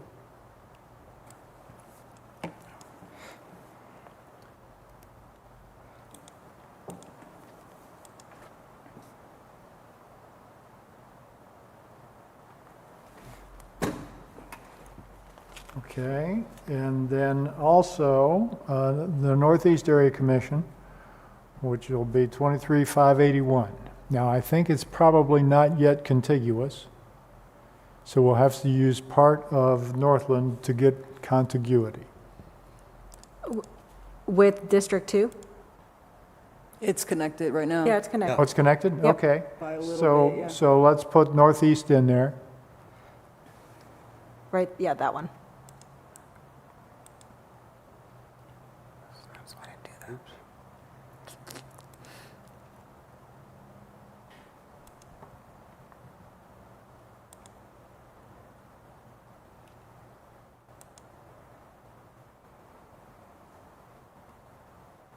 Okay.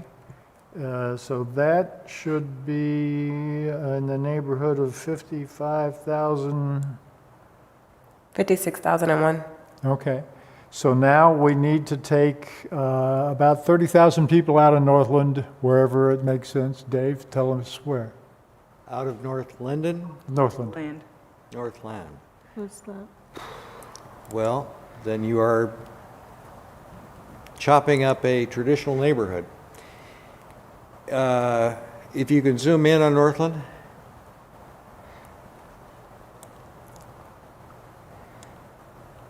Okay. Move your cursor up and to the right. That's Cleveland Avenue that the cursor is pointing at. Everything west of Cleveland contains the density that's in Northland, and that is very much a traditional neighborhood. Now, the things that are east of Cleveland are a little different. That's still part of Northland, but I wouldn't suggest any dividing line at this point other than Cleveland Avenue, is I guess what I'm saying. Okay, If you so were take determined everything- to take something from Northland, I Take would everything start at east of Cleveland Avenue.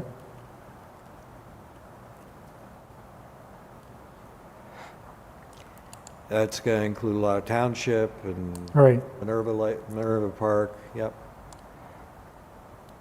Okay, I could live with that that, I right? think. Yeah. How far up? How much? How far up? Wouldn't go any further. Dave, you say. I'm sorry, how far to the north? Yeah. Well, What's the population now, maybe? what you're looking at is the most natural division I can think of, but Okay, let's leave it at that. where is your population now? One moment, please.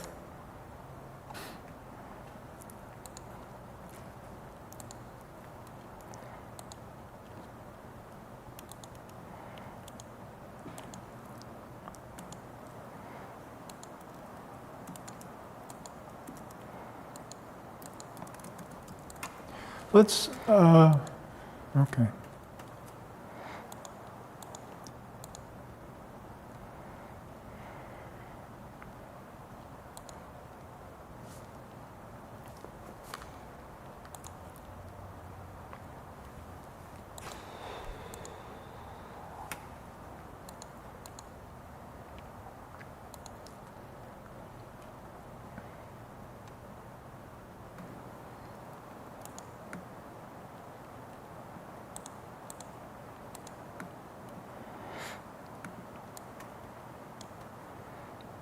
So you still need, 70,373. you still need 17,000 just to get in balance on this map, right? I think you're going to need to look somewhere other than Northland. Pardon? I think you're going to need to look somewhere other than Northland. Okay. Well, what's then south? 50 is East Columbus. 51 is airport. 51 wouldn't add many people, but, 50 and 51, honestly, right now, okay. wouldn't add too many more people based on that population data. And also, when we're talking about, like, And I don't Hills, I think don't East even- Columbus goes up there. it does not. So- North Central is even a stretch, Right. honestly, but for this activity. All right, let's start District 3.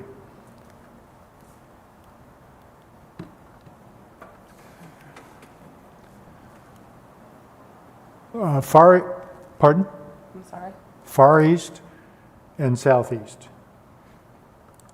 So that's down on the, below you on the corner, the one that's jutting out right below you. This? Yes, that one, and the one that lines it to the direct south. Okay.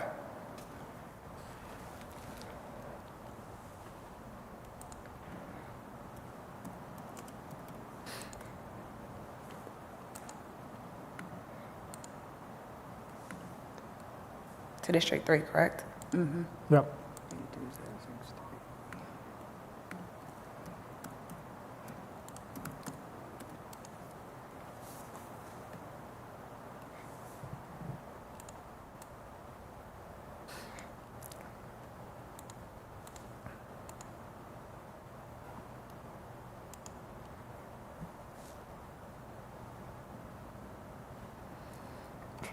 Wait, that might be 82,763 people. 82,763. Yeah, that's what I got too. Okay, and that was 2. All right. All right, let's go to District 3. Technically, That was three, District so 3. Yeah, we've 4. got a bad district in there, so we skipped one. Yeah, so for number 4, where do you want to go next? Oh, that's right, okay. Southwest?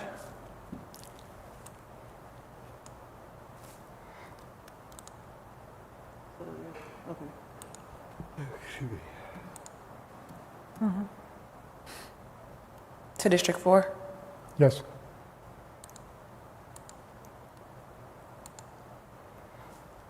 That was the most tricky one. And so are you going to go east or west? On my list, I have Southwest, Livingston Avenue, South Side, Far South, and Harmon Road. So Livingston Avenue is this up here, right? And Or right here? it's that little, Yeah, that's Yep. Livingston Avenue right there. Yep. And what were the others? South Side,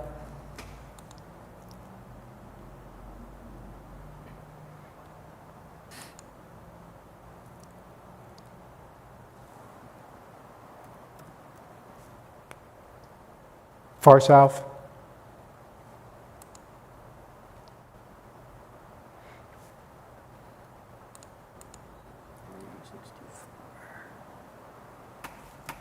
and Harmon Road.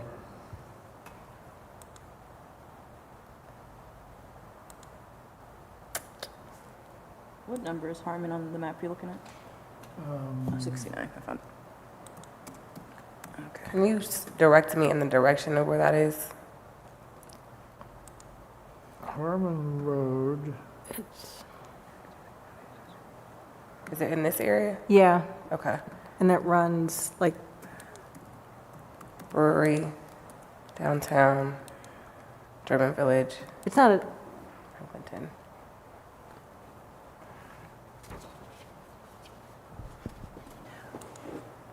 Here it is, that found one. it. Yeah. and did you put Southwest in there? Yes. Okay. So I how's think that that? was the first one that I put in there. Yep. It was. And so I had 77.99. Okay, What did you, Nia, was that what you got? now let's do, 77,372. now let's do District 5, What do you want to put in? Far West.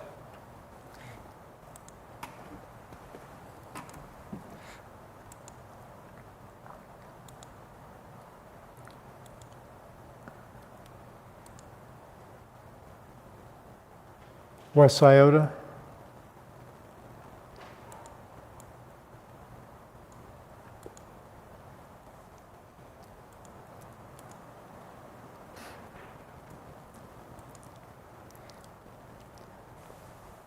Westland.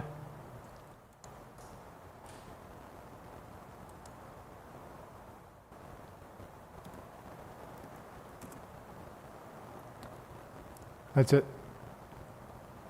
So what you said you had 36, 37, and 52? Oh, I I'm don't. sorry, so that was Far West, West Scioto, and Westland? Westland. That's, okay. Yep. And then so for 53, and then the Hilltop is left by itself? So far, Okay, just making sure? Yep. Okay. So the next one will be District 6, Greater Hilltop.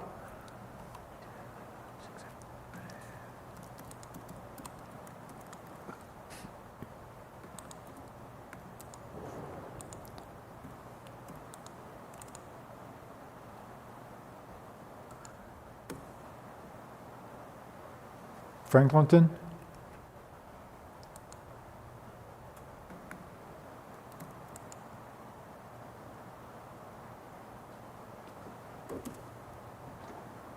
Dublin Road Corridor, even though it's only got 136 people in it.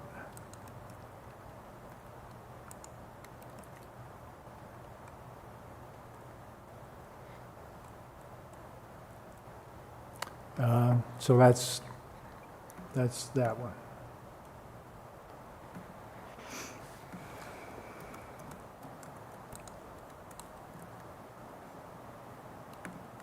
Now, District 7 is Olentangy West.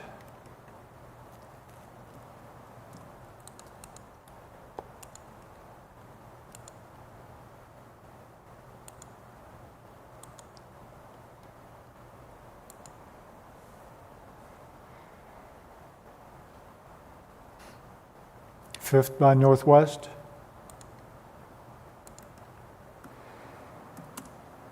Harrison West.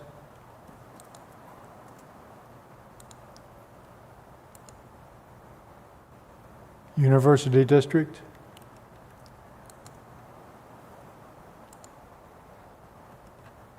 Victorian Village.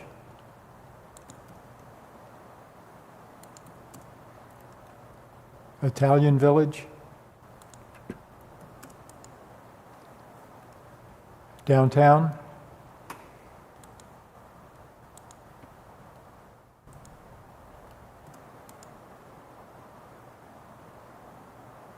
Near East.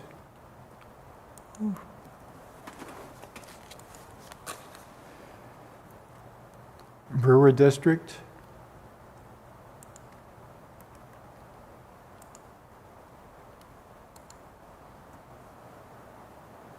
German Village.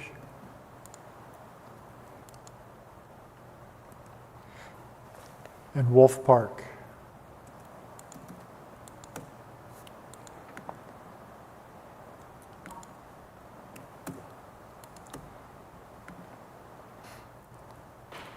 That's the end of District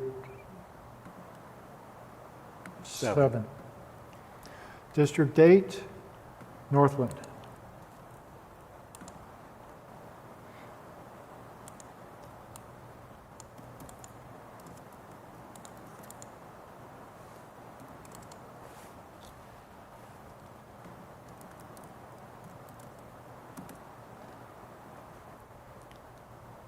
District 9,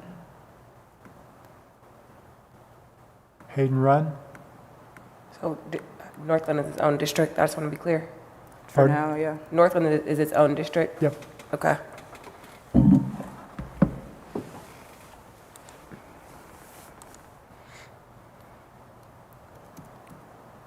Hayden Run. Hayden Run.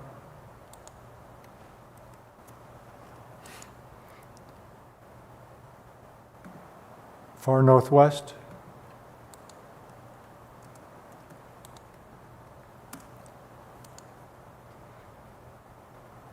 Far North.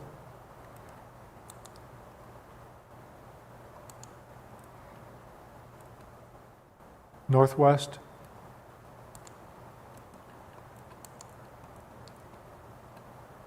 And that's a big district.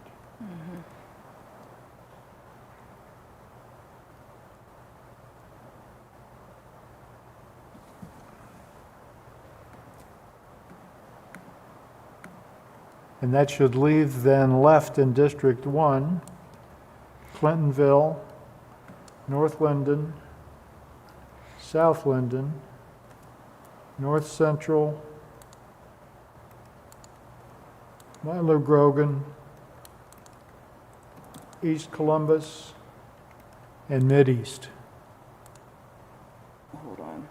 Milo Grogan. Mideast. For,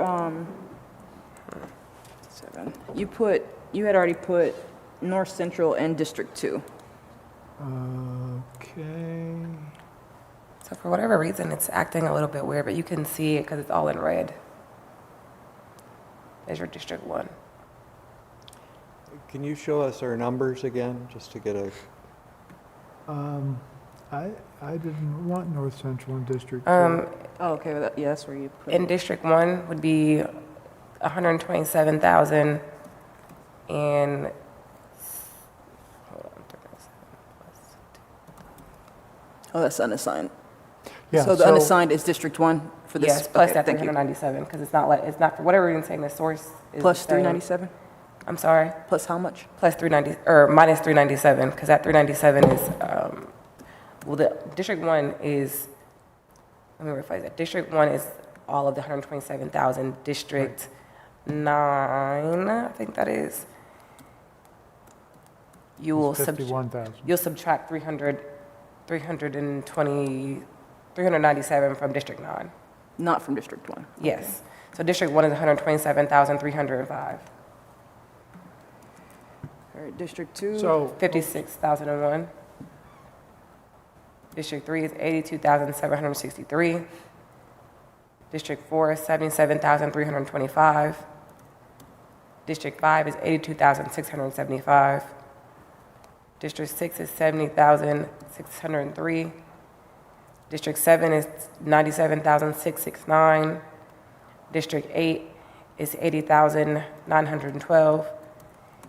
And District 9 is 111,383. Okay. so I know the numbers are wildly off, but based upon the geography and the contiguity, this puts all of those 40 districts in one of 9 without splitting anyone, with that exception of the east part of Cleveland Avenue of Northland. What is the actual population of Northland? Because I have 80,912 as the population, but that is what is of District 8? But part of District 8 got sliced into District 2. You hear me? So I'm trying to figure out what the part of The city Northland. defines what I think of as Northland as 2 communities, Northland and Rocky Fork. And Rocky Fork is what we've assigned to District 2 Right, and then the That left- Cleveland Avenue portion of Northland, that's not Northland? That's what we were saying. The portion of Northland west of Cleveland Avenue is District 8. Right, and the number we have is 80,912, but on like that number that we had, that was the population for Northland. That's what I was just trying to figure out what the, 80,912 is what the city says is Northland. right, But we took a little piece off and put it in that black lick. right. And then when you look at the totals, District 8, which is the rest of Northland, has 80,912. Well, then, when you put Northland in District 8, it overrode the part that got taken out. Thank you. That's correct. Okay. Right. Thank you. Okay, I was like, I feel like I'm going crazy. So, Those numbers aren't. So you want to go back? and no, you know what? No, let's leave it like that because we still have achieved contiguity. So this is a plan that does not split any identified neighborhood, and this shows you how far off the population is with this. But from my standpoint, I'd be prepared to put this plan out for September 1, saying because we don't have good numbers, we're not going to fight over the numbers yet. This is what it looks like, grouping neighborhoods logically together. And again, I would offer anybody else a chance to look at that and say, well, maybe this one should go here as opposed to there. This was just my first cut at it, and I'm sure it can be improved. But I'd be prepared to put this out as saying, this is what we would do if we didn't have to worry about numbers, grouping recognized neighborhoods and communities together into 9 districts. And then after we get the numbers, then we see what we have to do to comply with the charter. I mean, it's no different than what we're doing otherwise. It's the same activity. It's just different, a different map. Because if anything, you could put out both of them then. One is what shows the communities intact, and the other one it shows what happens when we start cutting them up. But this, because even though it's all contiguous and we keep the communities intact, we are so way away from the other thing we have to get to, which is the population. I know we are trying to, we have data, so that's always going to be an issue, but if we could have them, I don't know, it would make sense to me that they're closer together in population size rather than one's like 56,000, one is 127,000. But also, I'm okay with whatever we decide from this.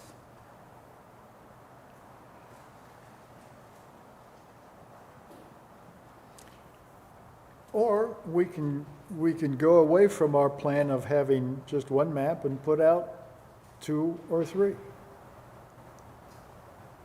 I think we agreed, though, that given the time and attention And span it does make our sense to make neighbors- people have to respond to 3 stupid maps. You might as well just Yes. respond to one stupid map. One totally off map. If that's what we're shooting for. Yes.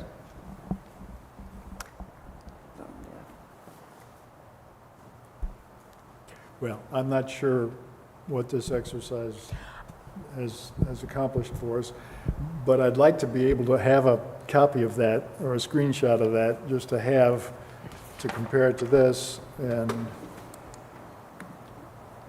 this would be my starting point to try to make a map that works with the charter requirements. And I understand it needs a lot of work. Again, I know the numbers are way off, and there's maybe a few tweaks I'd make to this, but to your point, I think for the purposes of September, to garner public feedback, to help us make decisions when we do get the numbers, it may be just the easiest way to put out a simple map like this that just keeps communities intact. I guess I would ask, have we looked at this, and I know you probably put some effort into this, Commissioner Cabot, but does this map respect what we heard from neighborhood advocates about groupings that they thought did and did not make sense? For example, around German Village, Franklinton, the south side, we heard some discussions about folks who felt they should be connected with certain other neighborhoods or not. Did you do that, incorporate that into your selections? Not consciously, subconsciously. Okay, so having Yeah. gone through the hearings and having heard what I heard everybody said, as I was putting these together, You didn't have any red lights that went on that while you were doing it? that guided my selections, but I can't say that I went back through my notes and poured over them and said, now, did I violate this or did I violate that? My only concern about putting out a map like this is the public being like, well, what did you guys do the last 6 weeks? Understood. We just did this in a half an hour. We did do that. Yeah. Well, I mean, again, back when we started our working groups, I worked on it some, and I put this together, and then that's why I was hoping I could have Esri Software to take this and play with it and make it better. And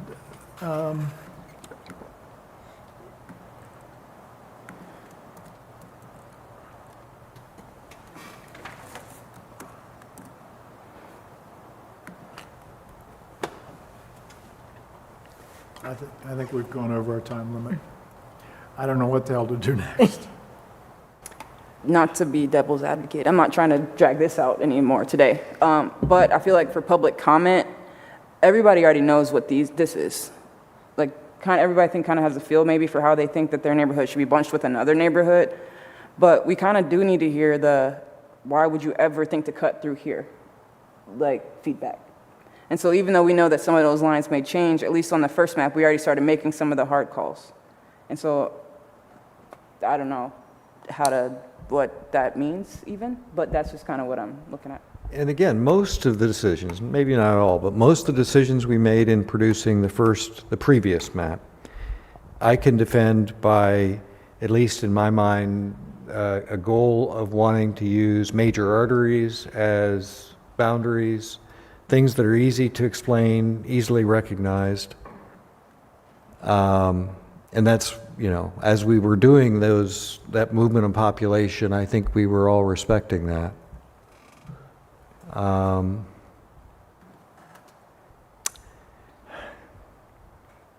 don't know. I don't know where to go from here either. I think Commissioner Frost brings up a really good point, though. Even just the one comment that we had about, the Northwest section that we received. I mean, that was, again, those are the things we do need to be hearing. What if we split the difference when we come back next week, understanding that that's the map we're going to share, right? We decided to share one map, right? Yes, okay. So if we came back next week to the first map, or the other map that we had been working on, and we make adjustments to better fit the communities, could we live with that? So instead of totally tossing what we did, but we saw that Clintonville could shift entirely or partially into another space. Maybe there were some other places around the map where we could shift the things so the communities were better intact. Because we're going to have to cut them. I don't know how we avoid cutting some of them. But would that at least kind of get closer? Or, because it's either black and white or gray. So if we do, which way do we want to go? Now, could you bring up the number for the light blue district? I can't see what number that is.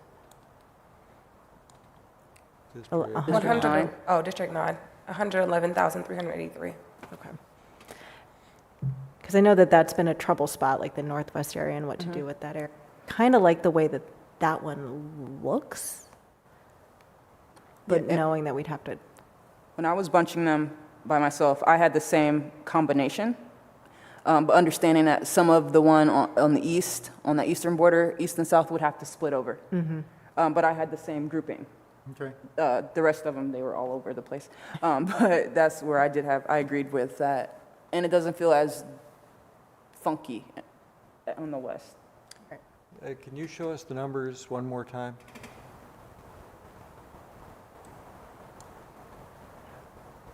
Yeah, okay.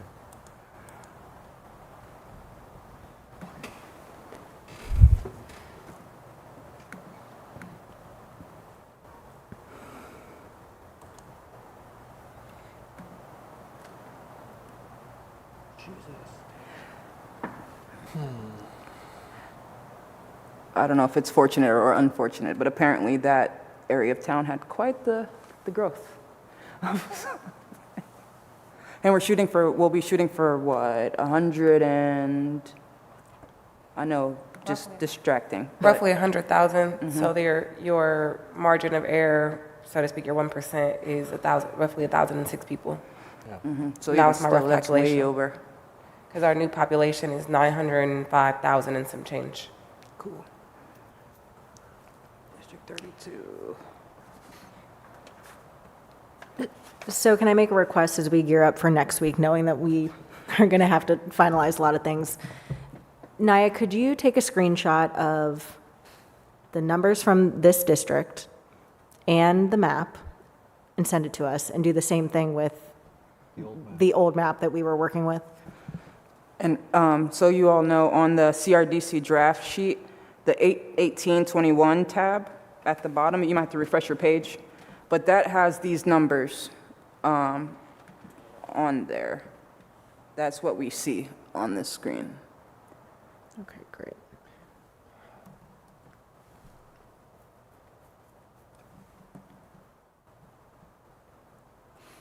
So we just need to see the map, and the corresponding districts are they're matched. So at very least, we could play offline and kind of do different groupings. And even if it's like, if we cut some of this from here and move it over here, even though we don't know what the number is, at least we have some strategy coming back. I'm not opposed to that. Okay. So we need to plan on a big night next Wednesday. Sounds like Yes. And if it's helpful, so Jeff, yours, I have your name over top of it. So if we can you could even copy that little block and if we all figured out how to put it all in the same place, then we could quick apples to apples try to figure out, well, your District 2 is part of what I have for District 3 or something like that. So that way we can do what we can to expedite. So, I'm sorry, where did you put, I'm looking at our team folder. Is that not where I should be looking? I don't know if that was in the team folder. If you go to the left, the shared with me section. And then it's just CRDC draft. I see that now, thank you. And then the 8/11/21 was really, some of that changed at the start of this meeting, but by and large is what we had done before today. Right. So you kind of see, and then at the bottom of both 8/11/21 and 8/18/21, you can see what the 2020 census number was and the district estimate, if you're curious. And then I also sent links to everybody via email. So the dispatch, their article did have the map, but then there was where you could click in and you could see all the way down to census tract. So if you are that curious as to how the census tract changed, that is a pain in, yeah. So I don't really want to go into it at that level, but you can see kind of like, well, this area of town did have a bunch of change. So we know that maybe it's something we don't even touch until we get the information. Yeah.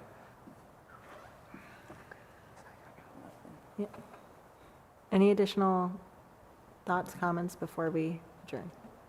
Only that this would be impossible if we weren't all people of goodwill and great patience. Thank you. And had tolerant employers. That too. Yeah. Okay. All right. So seeing that, I guess Naya, again, just if you could follow up and send the screenshots of both maps and then the numbers. I mean, we have the numbers, but mostly the maps we definitely want to see. That would be great. And seeing no other comments, I will officially call this evening's working session adjourned. Thank you. Thank you.